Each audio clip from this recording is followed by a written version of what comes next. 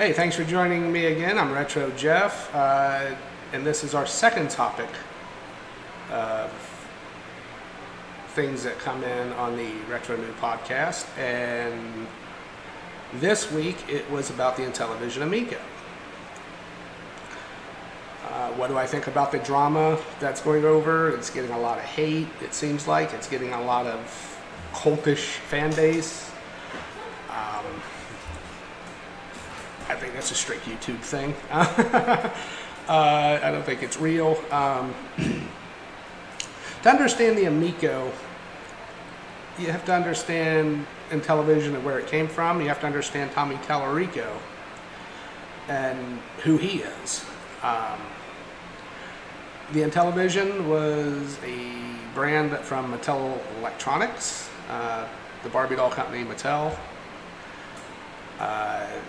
They launched a video game system to compete with Atari back in the day. It's a very good system,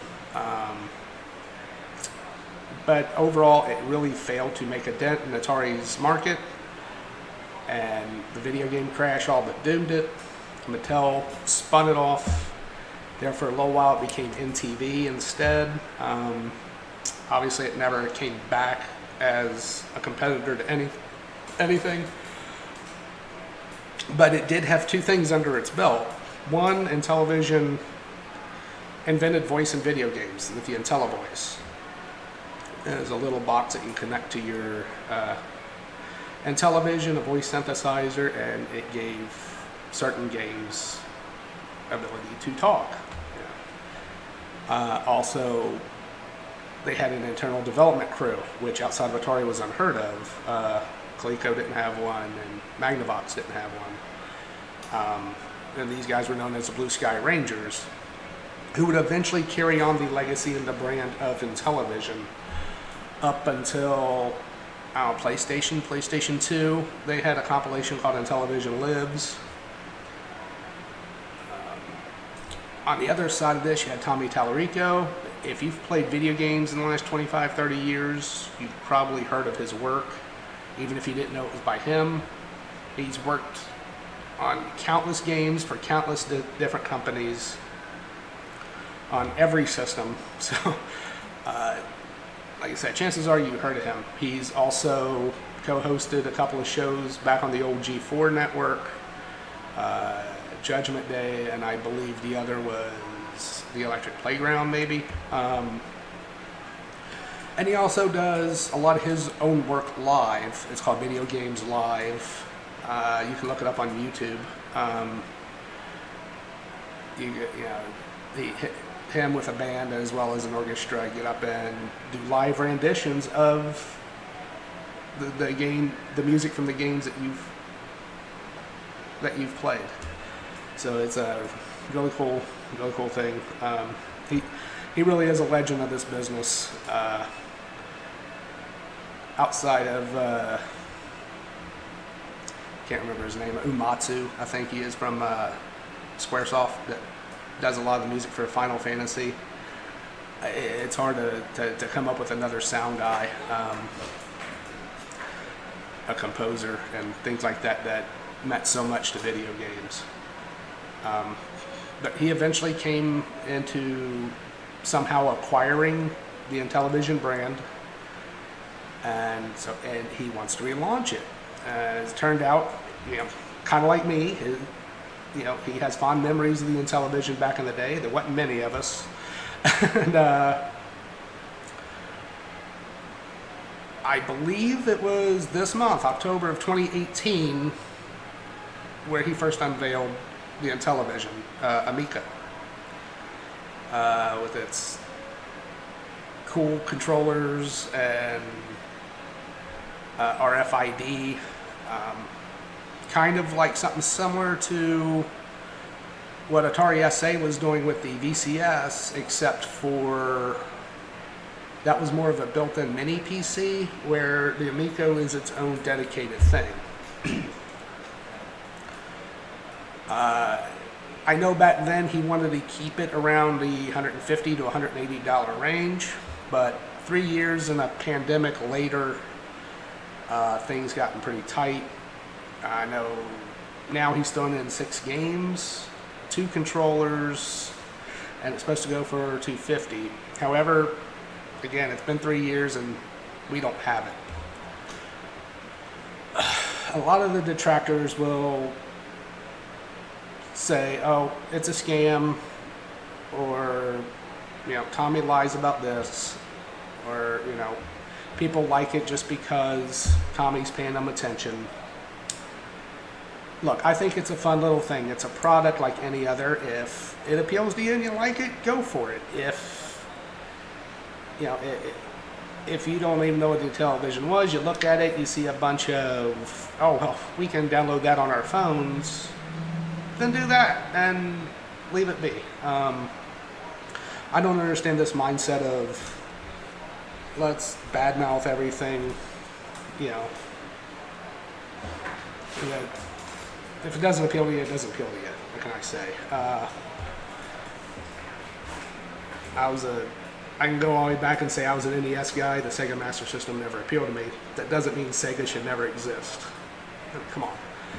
Different strokes for different folks here. As far as everything else, I don't believe Tommy is lying. I don't believe this is a scam. I believe he is passionate. I did see the E3 presentation. I wasn't impressed with it. I thought it was pretty lame, actually. Just lacked that punch. He didn't give me anything I really was excited about. But you could tell Tommy himself was passionate about it, even if he was talking to himself, which I felt that kind of was the case. I don't think he was marketing it to me. I think he was more marketing it to himself. But again, Tommy, being the world's most awesome sound guy doesn't mean you can run a company. And I believe a little bit of that. Everything comes with a learning curve. I think he's still learning. I think there are times he says things he shouldn't. And there's things he's not saying things that he should. Knowing when to play things close to the vest. I think back to Howard Lincoln when he ran Nintendo of America. Sometimes not saying anything is probably better than letting things go and then something going wrong and not being able to deliver. I think Tommy, he goes on the Atari Age forums, he does these interviews, and he gets so excited that he tends to let things go that he should be playing close to the vest. Recently they showed off the box of the quote-unquote physical media, and that was cool. We got to see what's in the box. But then he announced how many there were. Like, we got 40,000 for the US and Canada and 10,000 for you. Why would you do that? Just mum's the word, buddy. Mum's the word. Don't. We got it. Here's the box. Here's what's in it. This is for this. This is how this works. That's all you need. They don't need to know the numbers. We don't need to read, Kotaku or IGN or whoever wants to write anything up. Deliver the goods. Because now if something were to happen and you start selling these things or people start acquiring them before the Amico's even out, that's just going to give you even worse press. But yeah, I think Tommy still struggles with that. He's saying things he shouldn't be saying, and a normal CEO wouldn't. Which also that lends to how excited about this project he is. So, that's why I can't say he's a scam. I think he really, really, his heart is really in this. Now, as far as the trackers, they do have some good points. At first it was this price range. Now it's, it's not 150 to 180. Now it's 250, right? A lot of these games are remade mobile games.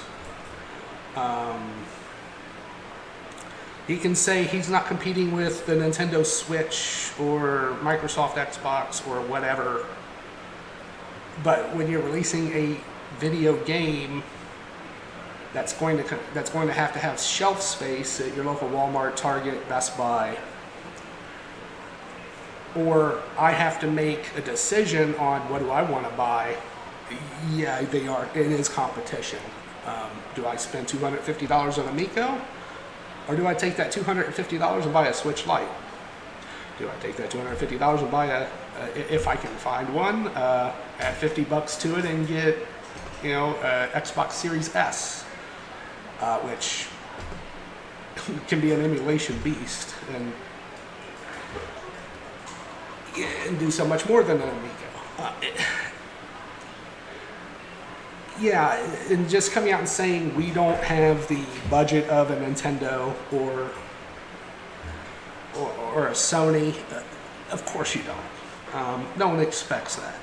But what we do have to expect is delivering on what you promised and continuing to try to surprise us in other ways, and also getting the word out. No matter what product you have, there has to be some level of marketing other than word of mouth is great, but when you don't have an existing product left or existing product to produce,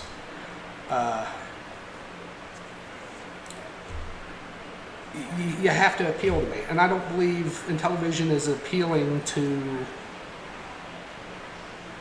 it's very niche. Very, very niche. There weren't many of us that owned an original television to begin with. And, teenagers and young adults now, I don't believe, they're still trying to get a PlayStation 5. I don't believe, or if they're going into retro gaming, they're looking for NES, Genesis, SNES, PlayStation. Intellivision doesn't register if you aren't already familiar with it, and there aren't that many people familiar with it.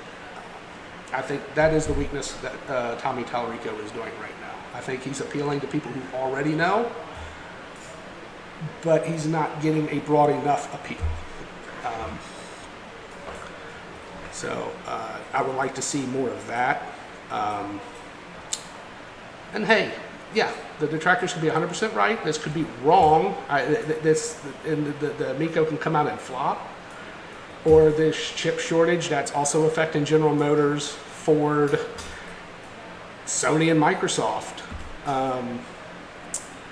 Can go on for another year, and all of a sudden here we are a year later and there's still no Amico. The Atari VCS did come out. It is in very, very short supply, and it is far and in between. You're not going to a Walmart picking up a VCS today.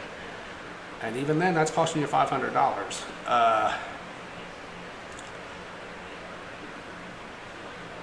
I just think it's a really bad time during a pandemic to launch a system. I think Sony and Microsoft sort of feel that. The pandemic hit, and that sort of messed a lot of things up.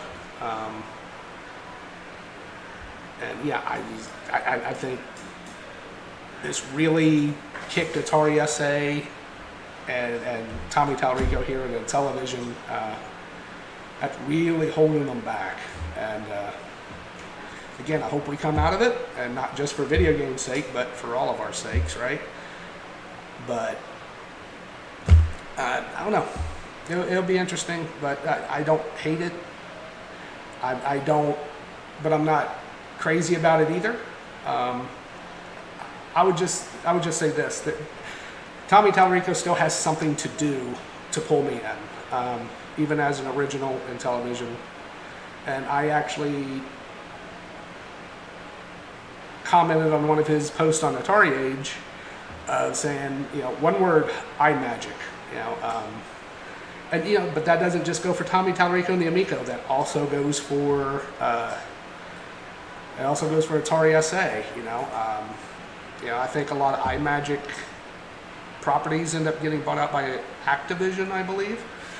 Man, how cool would it be if one of these companies, Atari and yes, I call it Atari SA because it's not the real Atari anymore, But Atari SA and Intellivision, if one of them went to these companies and started licensing other third parties for these old classic games, I would love to see, River Raid, Pitfall, Demon Attack, Atlantis, go to Sega, get Zaxxon, go to, Warner Brothers, who owns most of Midway's IPs. Go get Defender, go get Joust, Robotron, and heck, if they would allow you guys to license it, and let's do a Zaxxon Recharged, let's do a Defender Recharged, something like that. If I can play the original and plus a new updated version, I would love it. Heck, if Microsoft came out with a retro Game Pass, where they got with the third parties and everybody dumped their old libraries on it as a way to preserve it and also still make money from it, I'm all for it. But yeah, it doesn't seem like anyone's doing that, and I was kind of hoping that either Intellivision or Atari SA would do that, and apparently not. There's still time. We'll see. But until then, if you like it, keep going for it. Don't listen to the detractors. And if you don't trust it and you think Tommy's full of then don't give him your money. It's that simple, folks. Anyway, this is RetroJeff, and as always, I'm wishing you the best of goodbyes.